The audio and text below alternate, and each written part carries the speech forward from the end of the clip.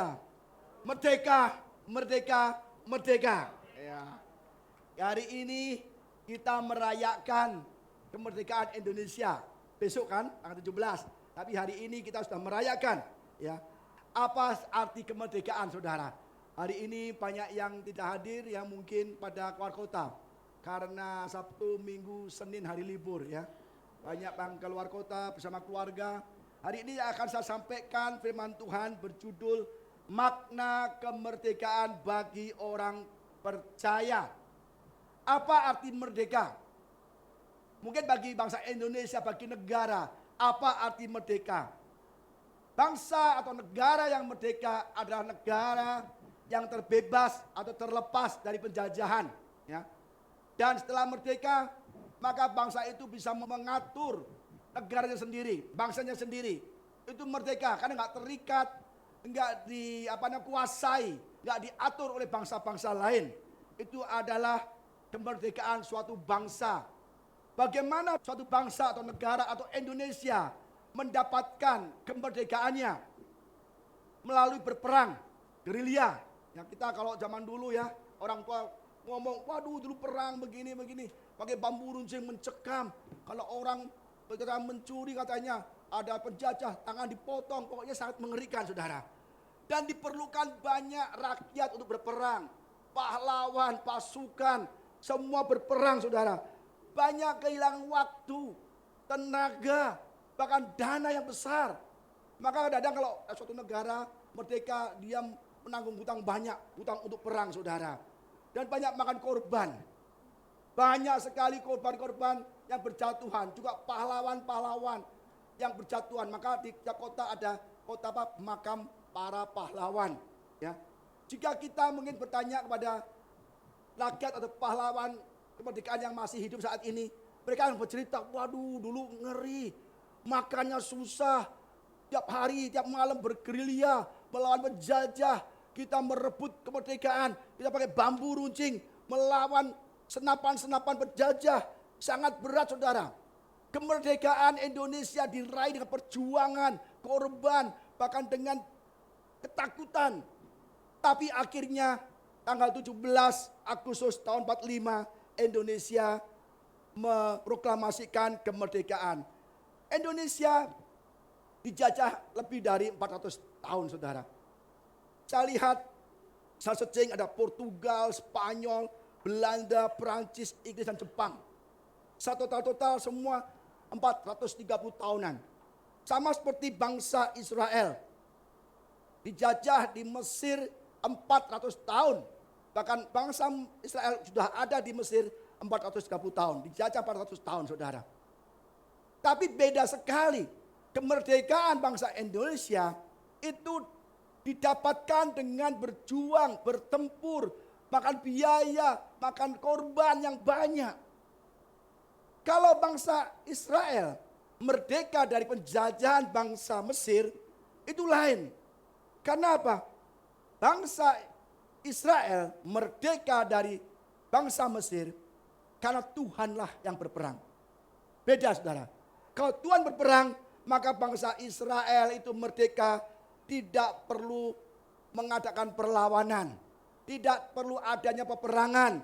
Tidak ada tenaga yang dikeluarkan. Waktu atau korban-korban berjatuhan. Karena Tuhan yang berperang untuk bangsa Israel supaya merdeka dari penjajahan bangsa Mesir. Bahkan sebaliknya, ketika bangsa Israel itu merdeka, keluar dari penjajahan, keluar dari negeri Mesir, Tuhan berikan harta yang berlimpah-limpah.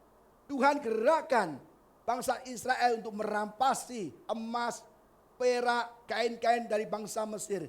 Dan Tuhan melunakkan semua orang bangsa Mesir untuk memberikan emasnya, peraknya, kainnya. Jadi bangsa Israel merdeka dari penjajahan negeri Mesir, keluarnya harta berlimpah-limpah. Tapi bangsa-bangsa atau negara-negara yang merdeka dari perjuangan, perang, ya dengan tenaga sendiri, kekuatan sendiri, dia merdeka, tapi dia mulai dari nol. Bisa banyak hutangnya, hutang perang saudara. Itu benar-benar lain saudara. Jadi enak mana? Berjuang dan berperang dengan kekuatan, kepandaian sendiri, atau biarkan Tuhan yang berperang untuk kita. Saudara, itulah arti kemerdekaan suatu negara. Beda kalau Tuhan yang memberikan kemerdekaan, ya itu lain sekali. Korban nggak ada, bahkan kita berlimpah-limpah. Tapi hari ini kita tidak membahas mengenai kemerdekaan suatu bangsa. Hari ini saya akan membahas ya apa arti kemerdekaan bagi orang percaya. Kita buka ayatnya. Yohanes 8 ayat 36 mengatakan demikian. Jadi apabila anak itu memerdekakan kamu, kamu pun benar-benar merdeka.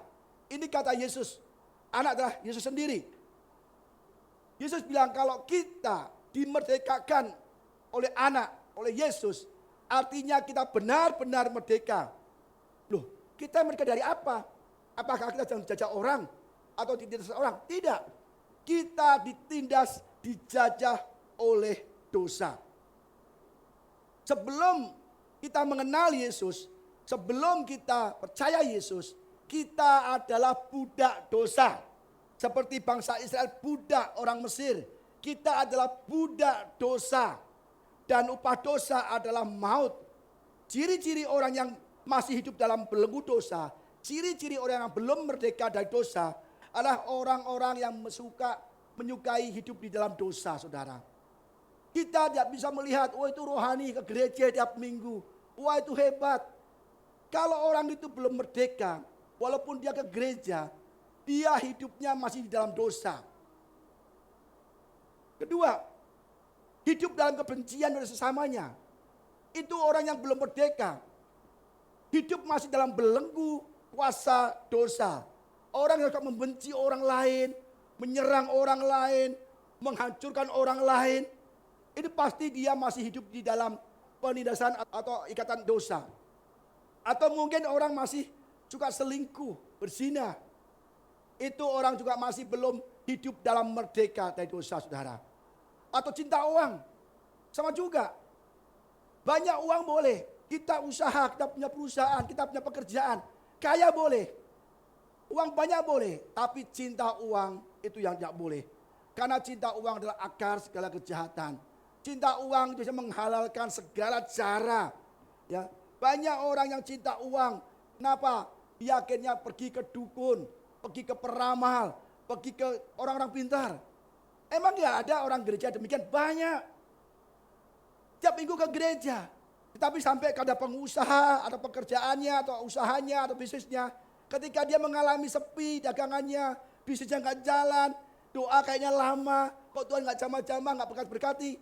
Mereka lebih mudah bisa ngeramal, saudara. Dia ke peramal, minta keberuntungan, bagaimana supaya bisa laris tokonya. Mungkin kita hanya sekedar tanya, tapi lama-lama itu dukunnya atau orang tertentu akan mengarahkan ke okultisme. Saudara, itu tanda-tanda bahwa kita cinta uang.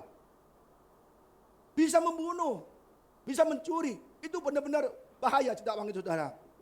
Jadi kita harus benar-benar bebas dari dosa. Kita harus merdeka dari dosa. Roma 3 ayat 23 dan 24. Karena semua orang telah berbuat dosa dan telah kehilangan kemuliaan Allah. Dan oleh kasih karunia telah dibenarkan dengan cuma-cuma karena penebusan dalam Kristus Yesus.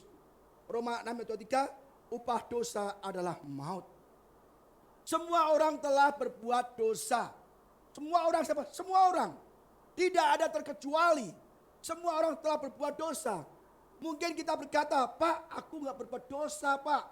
Aku orang baik-baik, Pak.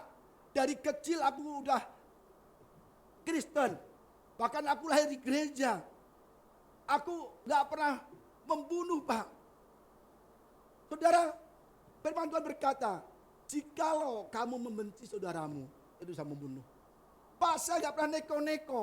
Saya gak pernah main perempuan, gak pernah berzina.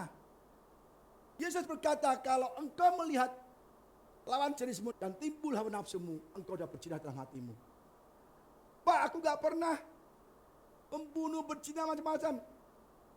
Kalau engkau tahu berbuat baik, tapi engkau lakukan, itu sudah berdosa. Pendek kata, semua orang adalah berdosa. Bahkan Daud berkata, Sesungguhnya dalam kesalahan aku diperanakan, dalam dosa aku dikandung ibuku. God berkata dalam Mazmurnya, bahwa dalam kandungan pun sudah dikandung dalam dosa. Kita seperti lokomotif. Adam dan Hawa jatuh dalam dosa. Ini seperti lokomotif. Ketika Adam dan Hawa jatuh dalam dosa, semua keturunannya semua udah jatuh dalam dosa. Tidak ada satupun yang nggak berdosa. Kayak kereta api lokomotif. Kalau dia nggak lurus, dia nggak sampai tujuan. Kalau lokomotifnya, kepala kereta api itu, dia ke kiri atau ke kanan, masuk ke jurang, maka gerbong-gerbongnya semua masuk ke jurang. Kita gerbong-gerbongnya. Adam dan Hawa adalah lokomotifnya. Jadi kita semua adalah orang yang berdosa, saudara. Dan manusia tidak bisa menyelamatkan diri sendiri. Usaha manusia untuk cari selamat tidak mungkin, saudara. Ada yang ke dukun. Kalau selamat gimana? Oh ya, 40 hari, 40 malam berpuasa, mandi kembang, mandi apa. Ke gunung bertapa supaya mereka selamat. Ada orang yang pikirnya bisa ke surga dengan berbuat baik, dengan amal. Saudara, kalau amal berbuat baik, kita kalahlah sama orang yang koruptor, yang dia mencuri, merampok. Dia bisa berbuat baik. Dia seperti Robin Hood, mencuri, merampok, ya kan? Uangnya untuk apa? Amal. Kita kalah.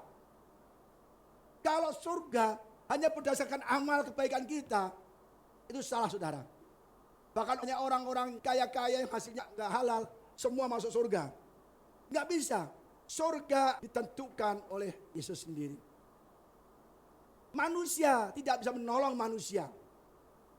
Sebab semua manusia telah berbuat dosa. Seperti hanya 2 orang terperosok ke sumur yang dalam. Sumur yang dalam licin, 2 orang masuk ke sumur.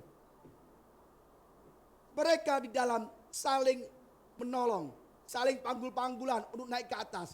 Tetapi tidak bisa. Mereka masuk dalam sumur itu tidak bisa. Siapa yang bisa menolong mereka? Orang yang di luar sumur. Kalau semua orang berdosa, tidak bisa saling menolong, tidak bisa saling menyelamatkan. Tapi hanya orang yang di luar dosa itu sendiri yang bisa, yaitu Yesus, saudara. Nah, Yesus menderita untuk kita, berjuang untuk kita, mati untuk kita. Maka kita baru bisa merdeka.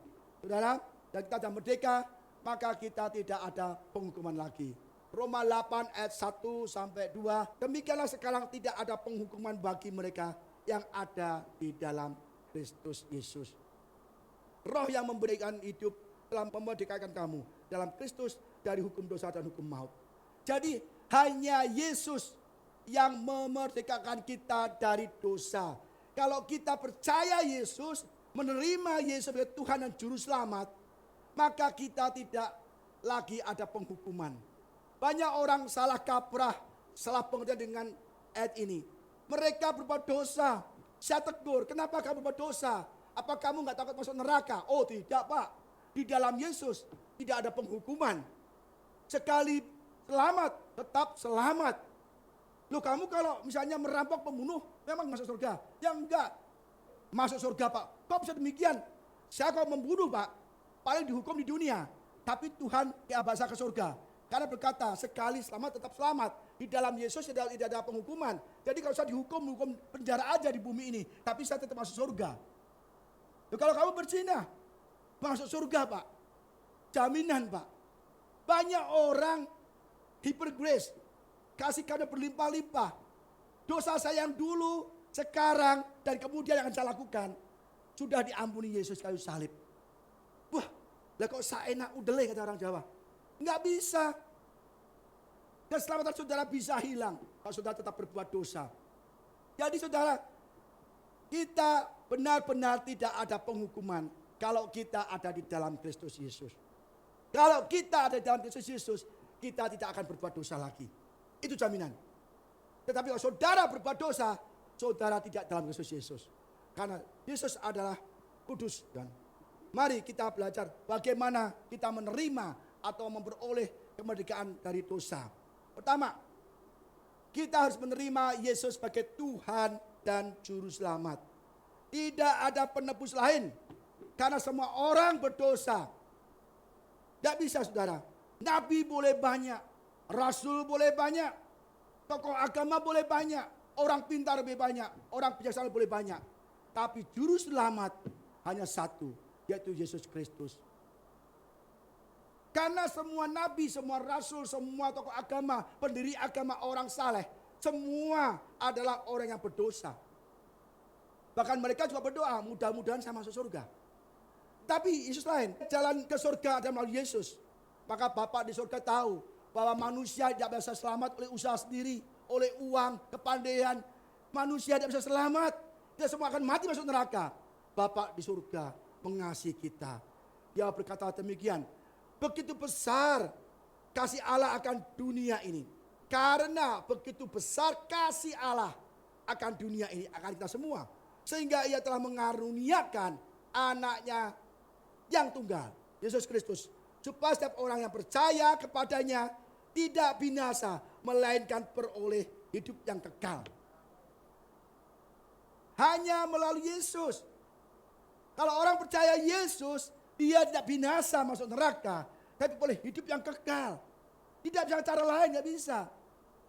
Kalau kebaikan kita, amal kita, membawa kita ke surga, kita kalau orang kaya loh saudara. Orang kaya itu kalau merat, kasih dana untuk ibadah, untuk nyumbang bencana alam, gede. Wah, kita kalah.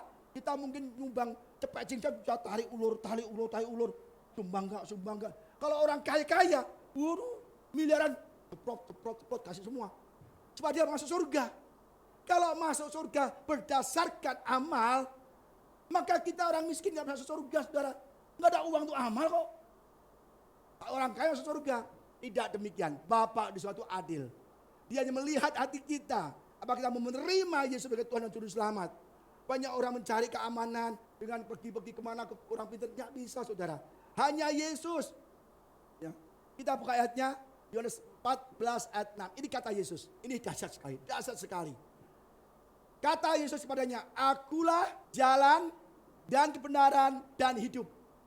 Yesus adalah jalan, kebenaran dan hidup. Tidak ada seorang pun yang datang kepada Bapa. Tidak ada seorang pun yang datang ke surga. Tidak ada seorang pun yang sampai ke surga kalau tidak melalui aku.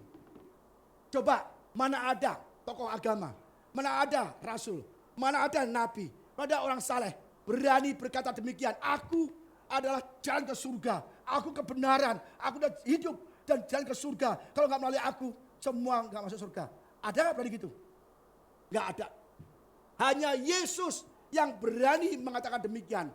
Karena Yesus tahu bahwa dia adalah anak Allah. Dia dari surga, dia tidak berdosa. Hanya dialah satu-satunya jalan menuju surga.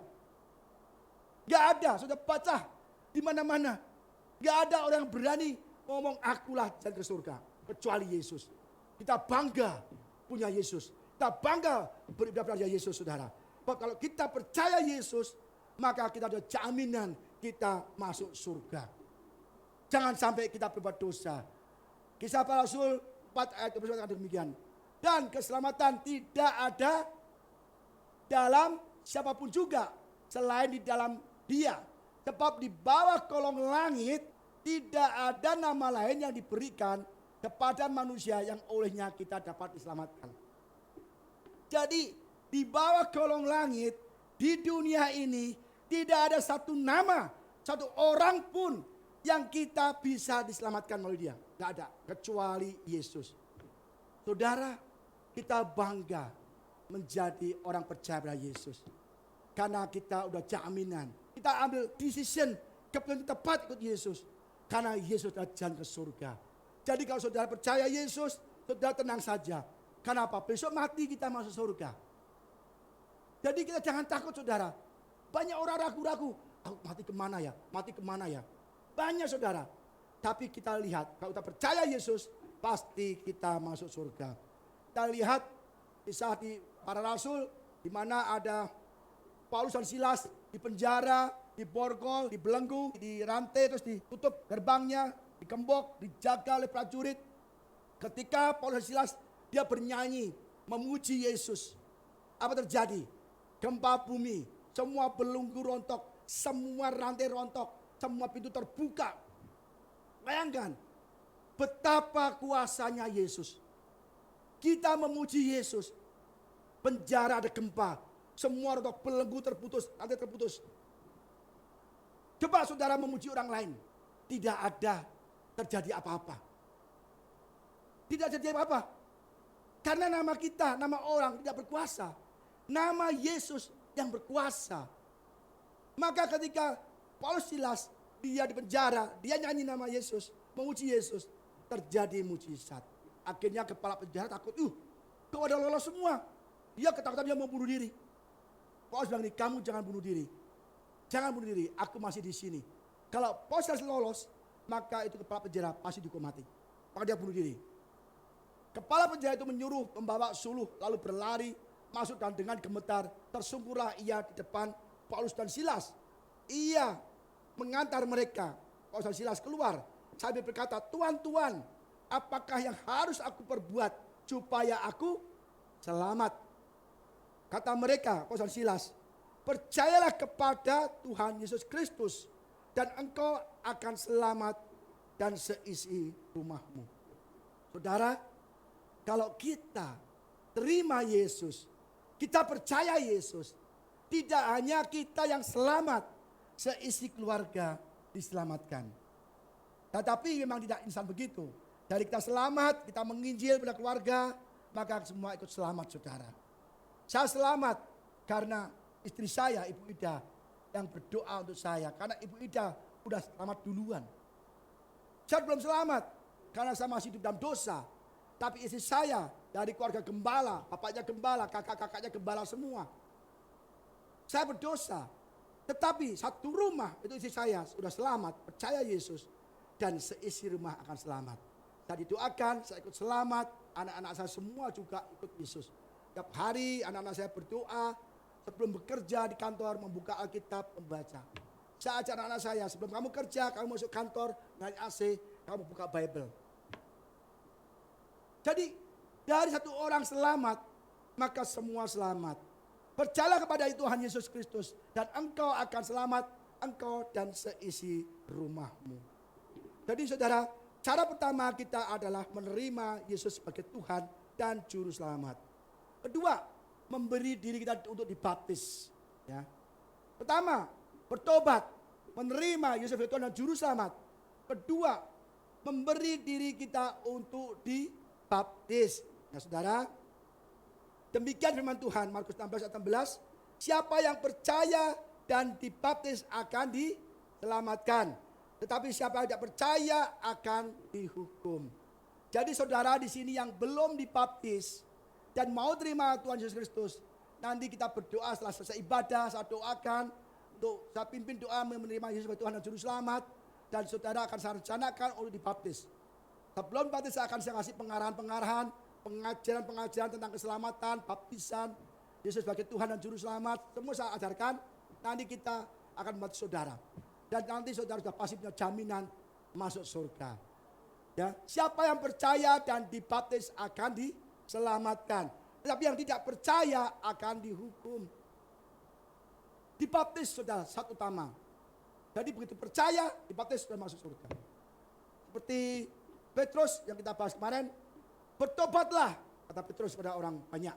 Dan hendaklah kamu masing-masing memberi dirimu dibaptis dalam nama Yesus Kristus untuk pengampunan dosamu.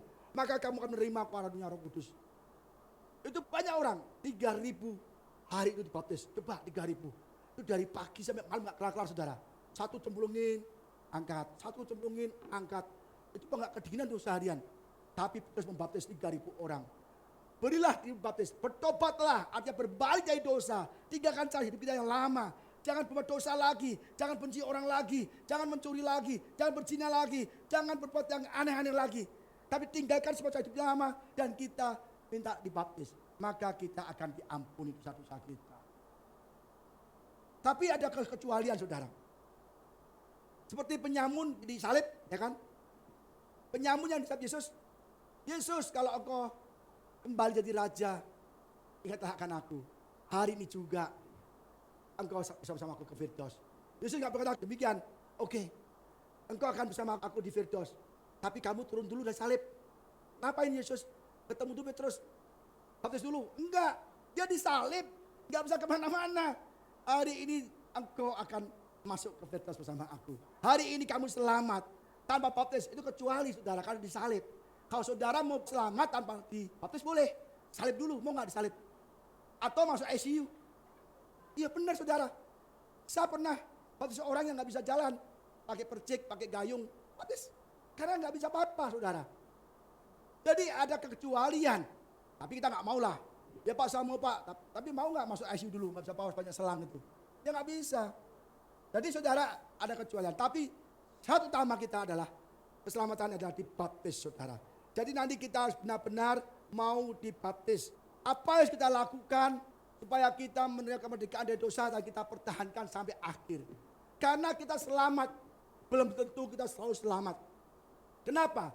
Karena kita masih hidup di dunia. Masih banyak pencobaan, godaan. Bangsa Israel sudah bebas, sudah merdeka dari Mesir. Tetapi hanya 2 suku yang masuk ke Kanaan. 10 suku yang lahir di Mesir, semua tidak masuk ke Kanaan.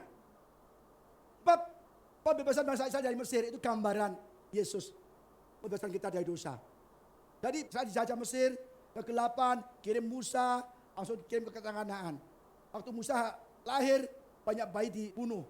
Sama Yesus, Yesus lahir semua bayi dibunuh laki-laki. Untuk memberikan kita kebebasan kemerdekaan. Tapi bangsa Israel 10 suku yang lahir di Mesir tidak sampai ke tanah Kanaan. Kenapa? Mereka banyak mengeluh, banyak mencaci Tuhan, banyak menyerang Musa, banyak ngomel, banyak gak bersyukur, banyak bersungut-sungut. Dia berkata, enakan di Mesir, mati pun ada makanan katanya. Waktu di Mesir, teriak-teriak, Tuhan tolong, tolong, tolong, tolong. Ditolong, ketika ditolong, keluar kasih emas banyak. Gak ada air, ngomel lagi. Enakan di Mesir ada air katanya. Ketika ada laut berlaut merah dihalangi gitu. Waduh, Musa, emang gak ada kuburan sampai kita mati di padang gurun? Enak di Mesir lagi loh. Dia lupa bahwa di Mesir itu lebih parah lagi. 400 tahun berteriak-teriak, minta dibebaskan. Ketika merdeka, dia ketika ada masalah sedikit aja udah gak bersyukur. Ngomel-ngomel enak balik di sana. Lapar, enak balik di Mesir. Dia lupa kalau balik di Mesir beneran. Dia tidak lagi, aduh tolong Tuhan enak di padang gurun. Kita demikian saudara. Kita kadang-kadang sudah merdeka, ditolong Tuhan. Ada masalah, kita tinggalkan Tuhan. Waduh enak dulu, waktu aku ingat Tuhan. Waktu banyak jimbat, waktu banyak orang pintar, banyak dukun yang dukung aku kaya. Ngapain ikut Yesus kalau lepaskan semua? Nanti aku miskin gimana? Ada saudara, orang yang sudah kaya karena jimat-jimat itu saudara. Dia mau percaya Yesus, mau. Tapi lepaskan dulu jimatnya. Oh nggak bisa Pak, itu penjagaku, itu pelindungku, itu sumber berkatku. Orang demikian nggak masuk surga. Ada, benar saudara. Kita tidak demikian, ikut Yesus yes, ikut gereja yes, percaya Tuhan yes. Tapi ketika ada masalah, atau kita masih punya simpanan jimat-jimat itu saudara, kita pasti masuk neraka. Kalau hari ini saudara masih punya jimat-jimat semua, lepaskan. Pak ada jimat di rumah Pak, bisa takut kalau nanti durhaka, nanti ada kutuk, ada apa. Saudara panggil kita timnya, kita akan datang ke rumah saudara. Kita bakar itu, kita doakan. Sebab saya mau jemaat AOC adalah jemaat yang semua masuk surga. Amin saudara. Pertama, Galatia 5:1, supaya kita sungguh-sungguh merdeka, Kristus telah memerdekakan kita. Karena itu berdiri teguh dan jangan mau lagi dikenakan kuk perhambaan. Kita sudah benar-benar selamat, benar-benar merdeka. Kristus telah memerdekakan kita. Karena itu berdiri teguh, apa artinya? Kita tidak mudah diombang-ambingkan oleh keadaan. Kalau kita nggak teguh, ada masalah COVID-19, kita akan murtad. Ngapain saya ke gereja? Ngapain saya percaya Yesus? Kita ada COVID-19 usaha sepi, nggak ada omset, nggak ada pemasukan. Kita punya toko tutup, punya usaha tutup, punya kerjaan dipecat, PHK. Ngapain ikut Yesus? Justru ada COVID-19 ini, kita harus membuktikan bahwa kita berdiri teguh. Semakin ada masalah, semakin berdiri teguh. Bangsa Israel tidak berdiri teguh. Akhirnya 10 suku yang lahir di Mesir, semua mati di padang gurun. Kalau kita nggak berdiri teguh dalam penderitaan kita, maka kita mudah kembali pada kuk perhambaan. Kembali pada dosa lagi. Kita belum merdeka lagi. Kita memberikan diri kita kembali ke Mesir. Enak dijajah tapi makan. Saudara, kalau kita tidak teguh iman kita, maka kita akan kembali kepada penjajahan, kuk perhambaan. Maka saudara, kita jaga kita punya keselamatan. Paulus berkata, kerjakanlah keselamatanmu dengan takut dan gentar. Bangsa Israel padang gurun semua habis. Maka hari ini kita melakukan kemerdekaan Indonesia. Indonesia merdeka, dia tidak langsung duduk manis tidak. Tapi membangun bangsa, terus membangun. Jangan sampai dia nggak membangun, nanti dijajah lagi, diserang lagi. Kita kalau udah merdeka, kita berdiri teguh. Apa caranya kita berdiri teguh? Mari kita belajar bagaimana kita bisa berdiri teguh, iman kita kuat. Matius 7 ayat 24 sampai 27. Demikianlah firman Tuhan. Ya. Setiap orang yang mendengarkan perkataanku dan melakukannya, ia sama dengan orang yang bijaksana, ya, yang mendirikan rumahnya di atas batu. Kita yang mendengarkan firman Tuhan dan melakukannya, kita sama dengan orang yang bijaksana yang mendirikan rumahnya di atas batu. Pondasinya kuat.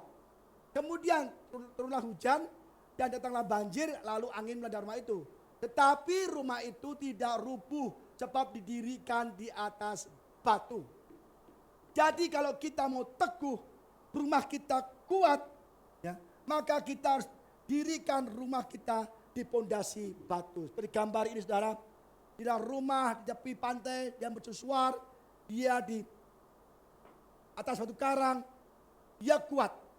Kalau rumah bercusuar ini, dia didirikan di atas pasir, dia akan roboh. Nanti ada angin, ada hujan, akan roboh. Jadi bagaimana kita caranya untuk berdiri teguh saudara? Ya, kita harus tetap membaca firman Tuhan. Membaca firman Tuhan, berdoa senantiasa. Ada waktu saat teduh dengan Tuhan. Maka kita ada masalah COVID-19 lah, nanti COVID-20 lah, 21 lah. Itu kita tenang aja. Nggak usah pikiran. Kenapa? Tuhan yang berperang untuk kita. Selama COVID-19, semua orang kok nggak kita aja yang menderita. Tapi orang lain bisa kuat, kenapa kita lemah? Saudara, justru COVID-19 ini adalah suatu pembuktian iman kita. Tuhan izinkan, Tuhan lagi menyaring, menampi nih. Ini anak-anakku dulu ke gereja rajin banget, pelayanan menggebu-gebu. Waduh, tapi aku melihat, coba aku goyang dikit pakai COVID-19. Wah, Tuhan benar, saudara. Ternyata yang duduk di depan sendiri gereja, yang begini, tahu-tahu langsung lemes, tepar kata orang kan. Waduh, yang belakang serius gini, akhirnya dia kuat. Saudara, jadi kita lihat bedanya orang yang teguh berdiri, bedanya orang yang mendengar firman Tuhan dan melakukan dengan tidak. Jadi saudara, kita harus benar-benar tahu, kita harus mulai baca firman Tuhan. Maka saya setiap hari baca firman Tuhan.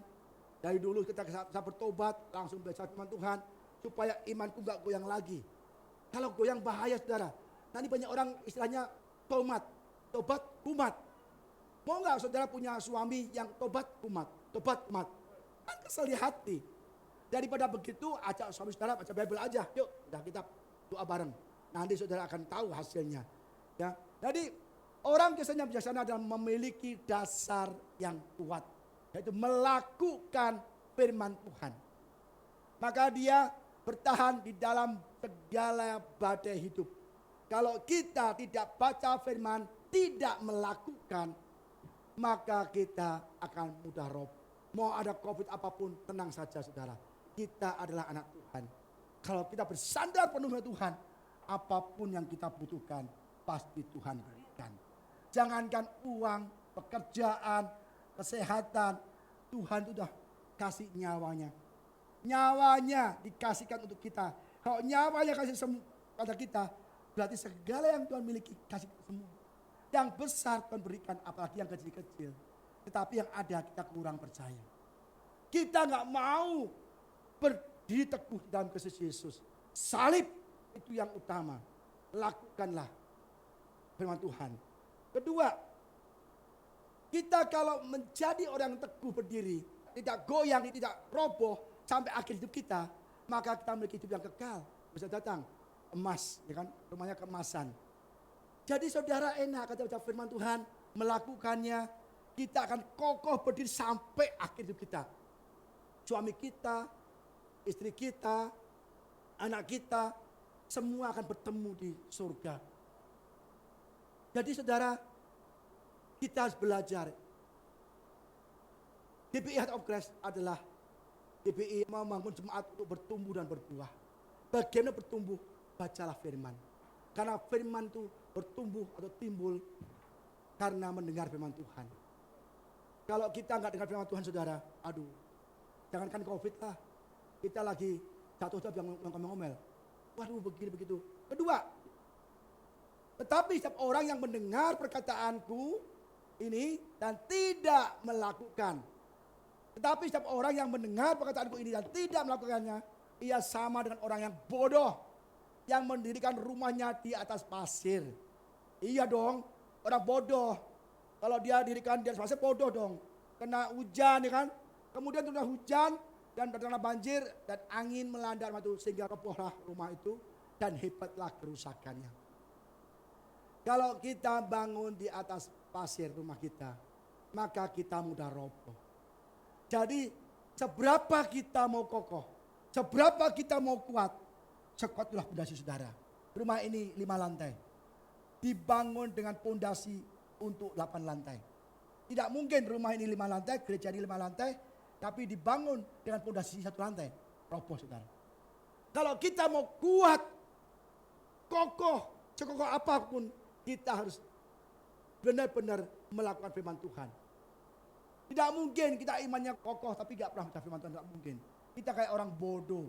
Orang bodoh tahu, orang Kristen yang gak baca firman Tuhan, gak berdoa itu orang bodoh. Benar, bukan saya ngomong ya, jangan marah ya.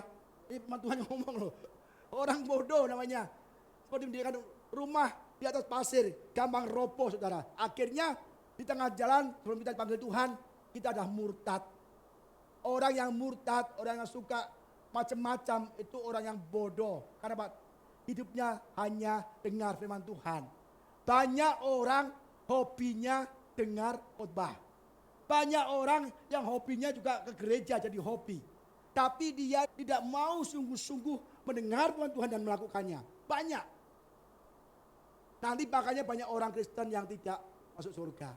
Yesus ngomong kok, Guru, aku bermujizat demi namamu. Guru, aku bernubuat demi namamu. Guru, aku menyembuhkan demi namamu.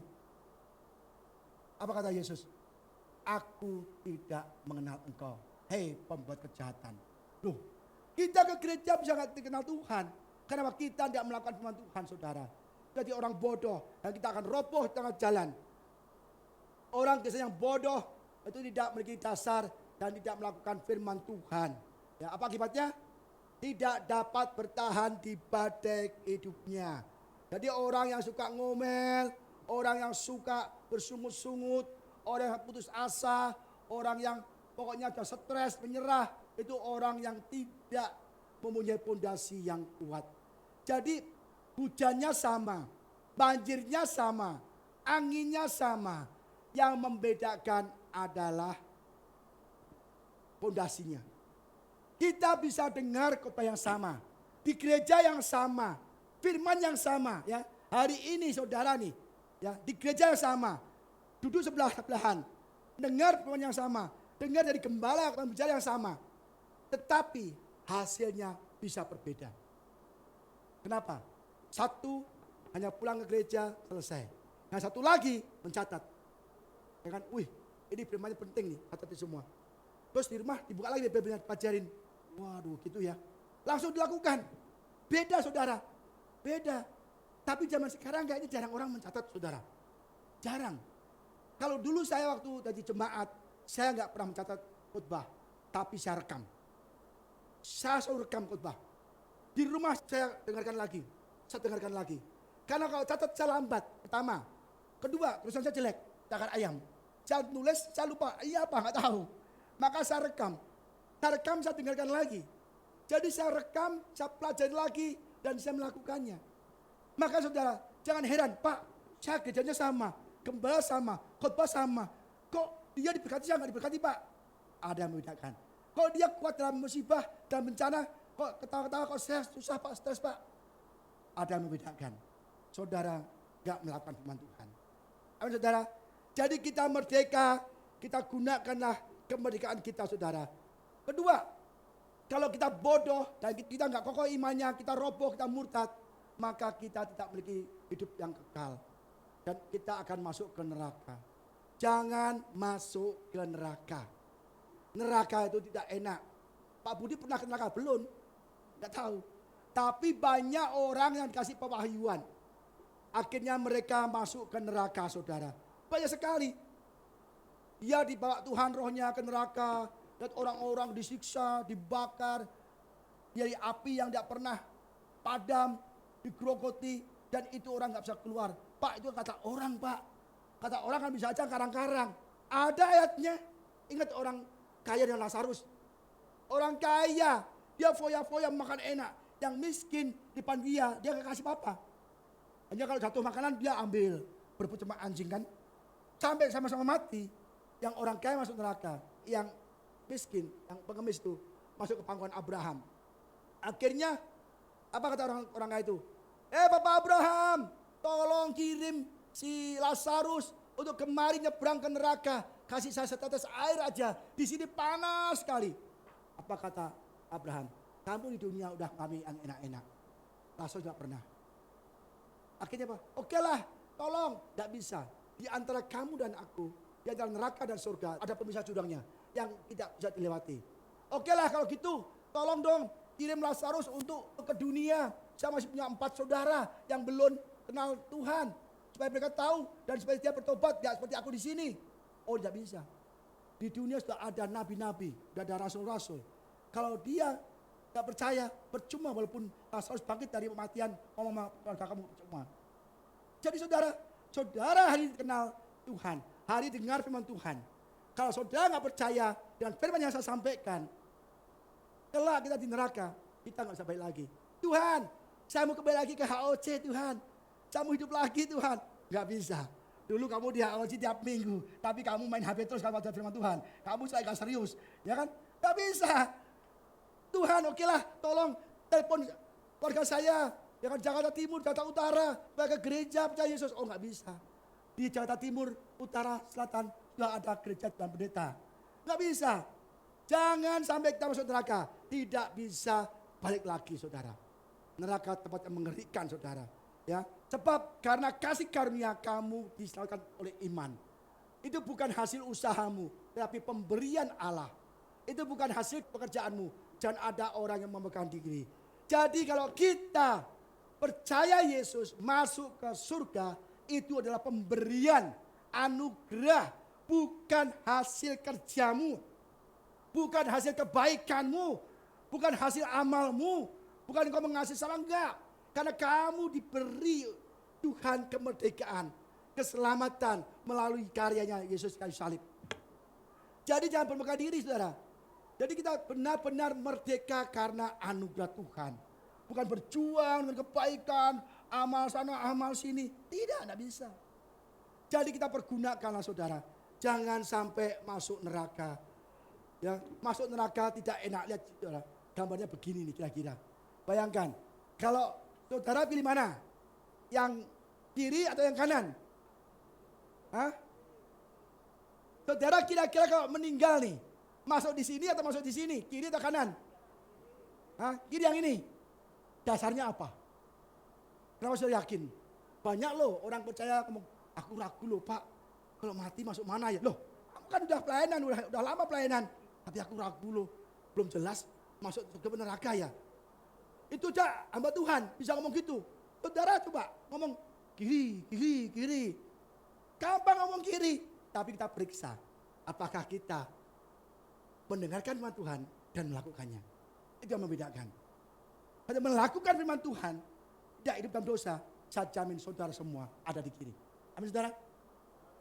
Kalau saudara hidupnya masih menyerang orang lain, membenci orang lain, ya menghancurkan orang lain, masih berzina, berjudi, macam-macam yang gak beres-beres semua. Saudara, jangan berharap saudara masuk ke sini. Karena di sini kudus. Semua orang kudus. Bukan orang Semarang, orang kudus. Masuk surga. Bukan kota kudus, bukan. Bukan orang yang tinggal di kota kudus, orang kudus bukan. Itu memang benar orang kudus. Tapi ini lain. Orang yang benar tidak bercela, itu orang kudus. Bukan orang di kota kudus yang Semarang, bukan ya saudara. Orang kudus maksudnya ya. Jadi kita harus benar-benar sebisa mungkin, semaksimal mungkin kita harus hindari dosa saudara. Saya akan kesaksian, dulu saya orang berdosa. Orang gak beres saudara. Istri saya, bapaknya gembala, kakak-kakak gembala, istri kita Tuhan. Istri saya ingat sekali, waktu saya hidup dalam dosa, istri saya itu tiap hari, tiap saat, bahkan malam selalu memuji Tuhan. Menyembah Tuhan. Buku-bukunya rohani setumpuk saudara.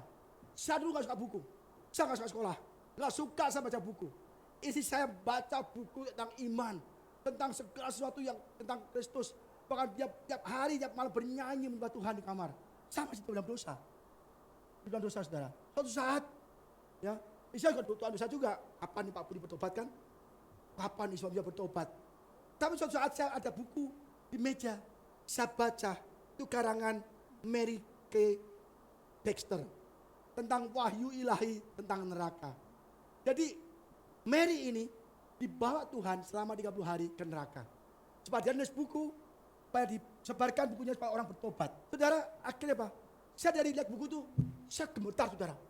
Waduh, kalau saya mati hari ini, saya masuk neraka. Saya mati hari ini masuk neraka. Saya berdoa, suami istri saya juga berdoa. Tapi tidak mudah untuk bertobat. Karena udah lama berdosa, tidak mudah untuk bertobat. Akhirnya berjuang. Akhirnya saudara, kita peroleh kemerdekaan saudara. Dan akhirnya saya bertobat dan Tuhan jamah. Saya benar-benar takut. Kenapa saya takut? Kalau saya mati, saya masuk neraka saat itu. Maka saya benar-benar takut sekali. Hidup di dunia nggak lama saudara. Kita nggak tahu besok kita koit, kita nggak tahu loh. Kita tergantung check outnya kapan. Emang check out bisa tentukan, oh nanti tanggal saya check out. Nggak bisa. Kita mungkin tadinya lama, 85 tahun, 90 tahun, 70 tahun. Kita besok pulang koit, kita nggak tahu saudara. Banyak orang masih muda, mati besok. Ya kan? Jalan, sadung, mati. Naik motor, tabrak, mati. Ya kan? Jangankan di motor dan raya, mandi pun bisa mati jatuh kena bak mandi. Jadi kita tuh nggak tahu kapan mau mati, nggak tahu. Tapi pastikan bahwa kalau saudara mati atau meninggal, saudara berada di surga. Amin saudara. Saya takut saudara. Akhirnya saya putuskan untuk tobat. Tuhan, aku benar-benar mau bertobat. Kalau dulu aku dibaptis karena mertua, gembala. Kalau saya nggak dibaptis mungkin saya nggak bisa dapat Bu Ida. Karena calon mertua saya pendeta, hamba Tuhan. Apa satu utama? Kalau keselamatan adalah percaya Yesus dibaptis. Kalau jadi mantunya, satu syaratnya dibaptis dulu juga. Saya dibaptis cemplungkan. Tapi kan bukan kemauan saya. Tapi setelah saya bertobat saudara, saya bilang istri saya, yuk saya mau dibaptis lagi. Ini benar-benar aku rindu mau dibaptis. Tapi saya minta di Israel. Wih keren kan? Minta di Israel, nggak tanggung-tanggung. Di Israel. Keluarga saya dibaptis di Israel. Dan saat pulang dari Israel, saya puasa 40 hari. Dan selama puasa itu saya baca Alkitab terus. Ya pagi cepat baca Alkitab itu malam. Dan selama puasa itu saya baca Alkitab terus. Ya pagi cepat baca Alkitab, ya pagi. Terus baca Alkitab. Dan saya bilang, kamu mendingan gini aja. Kalau lu gak ngerti, yuk sekolah Alkitab. Aku temenin. Istri saya tahu, bahwa saya gak suka sekolah. Aku orang gak suka sekolah. Baca pun gak suka. Kalau kamu mau sekolah, saya temenin. Ya kan, temenin lah istri saya sekolah. Baru setengah tahun lebih, istri saya tahu, wih Pak Budi ini dah mencintai sekolah Alkitab nih. Kayaknya menggebu-gebu, semangat sekali. Istri saya mundur malah. Dia mundur karena sibuk kerja kan, karena pekerjaannya banyak, dia nggak kepegang karena sibuk dengan usaha. Akhirnya saya terus saudara, dari MTH saya ambil doktor ministry dan sekarang saya ambil S3 lagi. Bayangkan, udah tua begini saudara, masih sekolah, temennya anak-anak semua saudara. Pak Budi berapa umurnya? Udah jangan tanya umur. Udah lelah. Tapi masih sekolah lagi, total. Sekarang sama sekolah lagi. Kenapa? Rindu. Saya mengenal Tuhan lebih dalam lagi melalui pendidikan STT. Supaya saya benar dibekali, equipped to serve, diperlengkapi untuk melayani Tuhan, saudara. Dan saya rindu hidup saya pakai Tuhan. Saya bilang, Tuhan, kalau aku gak berguna bagi Engkau, buat apa aku hidup lama-lama, Tuhan? Angkat saja, nyesekin bumi, Tuhan. Akhirnya kan, oke lah, aku sekolah, aku mau belajar, diperlengkapi, dan hari ini saya berdiri di Tuhan. Dulu saya nggak berani ngomong, di depan 2 orang saya minder, saya ngomong cepat, gagap, nggak jelas. Kalau saya ngomong sama orang lain, hah, Pak Budi tadi ngomong apa? Nggak tahu. Saya ngomong orang nggak tahu. Akhirnya saya nggak bisa ngomong. Kalau ketemu orang saya minder, ngomong 2 orang saya minder, 3 orang saya minder. Tetapi saya mau dipakai Tuhan, saya catat lidah, tapi mau dipakai Tuhan untuk jadi kepanjangan tangan Tuhan. Saya belajar ST dan Tuhan perlengkapi. Kalau saya berani berdiri mati ini karena Tuhan, karena kemurahan Tuhan. Kalau saudara mau dipakai Tuhan, saudara bertobat, dibaptis, dan saudara mau dipakai Tuhan, saudara akan mengalami kedamaian, kesejahteraan. Bahkan Tuhan akan menjadi keselamatan bagi keluarga saudara. Amin saudara. Saudara kalau misalnya mau terima Yesus, mau bertobat, dan saudara mau baptis, nanti kita akan adakan baptisan saudara. Amin saudara.